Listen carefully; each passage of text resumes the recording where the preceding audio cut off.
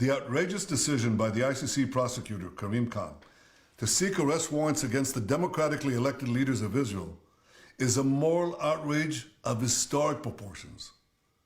It will cast an everlasting mark of shame on the international court.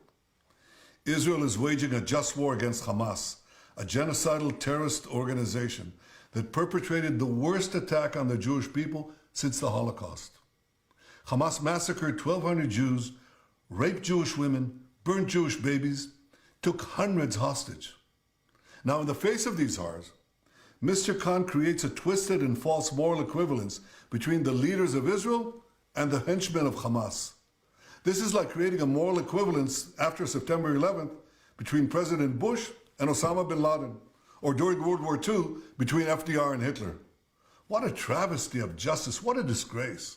The prosecutor's absurd charges against me and Israel's defense minister are merely an attempt to deny Israel the basic right of self-defense. And I assure you of one thing, this attempt will utterly fail. 80 years ago, the Jewish people were totally defenseless against our enemies. Those days are over. Now the Jewish people have a state, and we have an army to defend our state. Notwithstanding the blood libels Mr. Khan has leveled, Israel will continue to wage this war in full compliance with international law. We will continue to take unprecedented measures to get innocent civilians out of harm's way and to ensure that humanitarian assistance reaches those in need in Gaza. Mr. Khan also sets a dangerous precedent that undermines every democracy's right to defend itself against terror organizations and aggressors.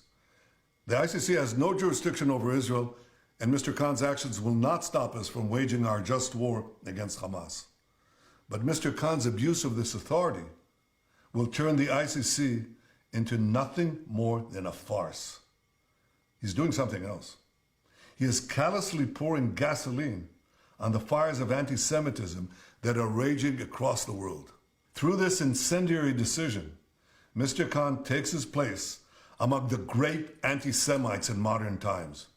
He now stands alongside those infamous German judges who donned their robes and upheld laws that denied the Jewish people their most basic rights and enabled the Nazis to perpetrate the worst crime in history. 2 weeks ago, on Holocaust Memorial Day, I pledged this: no amount of pressure and no decision in any international forum will prevent Israel from defending itself against those who seek our destruction.